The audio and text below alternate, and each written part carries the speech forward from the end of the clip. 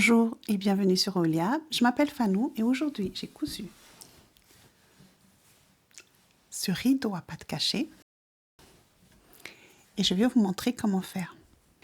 On va diviser notre processus en plusieurs étapes, ainsi vous pouvez vous rendre directement à l'étape qui vous intéresse. En première étape, on va calculer le métrage de tissu nécessaire au projet. En étape 2, on va préparer et couper le tissu. Dans la troisième étape, on va coudre les pattes. Et dans la quatrième et dernière étape, nous allons coudre les différentes ourlets et intégrer les pattes. Pour calculer le métrage de tissu nécessaire, il faut imaginer votre projet fini. Et pour cela, il n'y a rien de mieux qu'un petit dessin. Puis, prendre des mesures, bien entendu. Il y a deux mesures importantes à prendre. La première, c'est la largeur. Et la deuxième, c'est la hauteur. La largeur correspond à la largeur utile du tringle, c'est-à-dire la partie où il y aura du tissu d'accroché. Cette largeur de tringle qui est de 103 cm, nous pouvons l'arrondir à 100 cm par exemple. Et nous allons le multiplier par un ratio d'ampleur. Ce ratio est différent selon le type de rideau. Pour un rideau panneau japonais, par exemple, ce sera juste 1. C'est-à-dire que votre tringle fait 1 mètre, votre rideau fera 1 mètre puisqu'il est tout plat. Le ratio sera différent pour un rideau à pli double, à pli triple. Et pour le nôtre, ce sera 1,25. C'est-à-dire que pour un rideau d'1 mètre, on multiplie par 1,25, on aura 125 cm à la fin. Ça, ce sera la largeur finie de notre rideau. Mais à cela, il faut rajouter les ourlets, puisqu'il y a des ourlets qui finissent de part et d'autre notre rideau. 2,5 cm de chaque côté suffit. Mais moi, par exemple, j'ai mis un peu plus gros à des fins pédagogiques pour qu'on voit bien ce qu'on fait pendant le tuto et qu'il soit bien visible sur la vidéo. Vous allez donc acheter un tissu d'au minimum 130 cm de large. Pour certains rideaux, il n'y a rien à faire. Pour le panneau, par exemple, c'est aux mesures exactes au centimètre près. Dans notre cas, on peut arrondir un peu. Si vous avez un tissu d'un mètre 40 de large, vous laissez comme tel pour ne pas couper tout le long. Par contre, si c'est 1,60 m de large, il va falloir quand même couper un peu. Il nous faut maintenant définir la hauteur ou la longueur du tissu nécessaire. Pour cela, il nous faut mesurer du haut du tringle, c'est-à-dire la partie haute du tringle, jusqu'à la partie finie de notre rideau. C'est-à-dire si notre rideau doit se trouver à ras du sol, vous allez mesurer du haut du tringle jusqu'au sol. Si ça dépasse un peu, définissez en fonction notre hauteur. Donc ça sera la hauteur du rideau fini. Supposons que vous avez mesuré 2,40 m du haut de votre tringle jusqu'au sol. Il vous suffit de rajouter 5 cm d'ourlet en bas, 5 cm d'ourlet en haut. Ça nous fait 2,50 m en tout. Par contre, il faut penser aux pattes. Il faudra couper quelque part. Si vous avez un restant de tissu sur votre largeur, c'est-à-dire que vous avez besoin d'1,30 m de tissu et que vous avez acheté 1,50 m de tissu, vous pouvez couper sur ce restant de tissu vos pattes. Sinon, si votre tissu est juste pile poil, ce qu'il vous fallait, il faudra rajouter à la longueur du tissu pour les pattes. Nos pattes feront 12 cm de hauteur et 9 cm de largeur. Vous allez donc rajouter 12 cm si le nombre de pattes qu'il vous fallait rentre dans la largeur du tissu, sinon de hauteur, c'est-à-dire 24 cm. Dans notre exemple, une seule hauteur de patte suffit. Donc 240 plus 10 d'ourlet plus 12 cm, ça nous amène à 262 cm. Généralement, en magasin, on n'achète pas 262 cm de tissu pressé. Pourquoi? Parce que déjà, ils arrondissent à 5 ou à 10. Ils ne permettent pas d'acheter à 263 cm. Mais qu'en plus, parfois, les vendeurs coupent les tissus de travers. Donc, si vous avez acheté trop juste et qu'il y a une partie plus courte que celui où il a commencé à couper, il vous manquera un bon bout de tissu au bout. Donc, toujours arrondir au 10e centimètre supérieur. Donc là, allez, on va acheter 270 cm de tissu.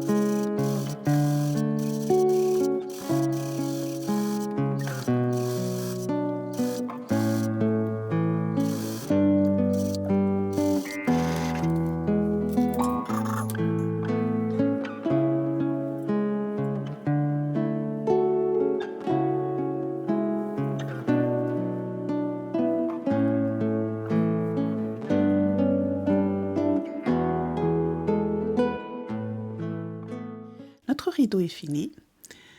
Maintenant, c'est à vous d'expérimenter. Mais comme nous sommes sur une chaîne créative et chrétienne, je souhaiterais prendre quelques minutes pour vous parler d'un autre rideau qui se trouve dans la Bible. Si ça vous intéresse, c'est dans une seconde. Sinon, je vous dis au revoir et à bientôt dans une nouvelle vidéo. Le rideau dont la Bible parle et dont je voudrais vous parler est un énorme rideau de 18 mètres de haut et de 12 cm d'épaisseur de lin retors. Selon les estimations, même tracté par des chevaux d'un côté et de l'autre, n'aurait pas suffi à déchirer ce rideau. Et pourtant, il s'est déchiré en deux sans aucune intervention humaine au moment même où Jésus meurt sur la croix. Oui, je vous parle du rideau qui se trouvait à l'époque de Jésus dans le temple de Jérusalem. Ce rideau cachait un lieu qu'on nommait le Saint des Saints. Et pour la petite histoire, il faut savoir que le temple était organisé en plusieurs lieux. Le plus à l'extérieur, une cour des femmes où tout le monde pouvait se rendre. Un peu plus à l'intérieur, une cour des hommes exclusivement réservée aux hommes. Et encore à l'intérieur, la cour des prêtres pour les prêtres. Et à l'intérieur du temple se trouvait ce rideau.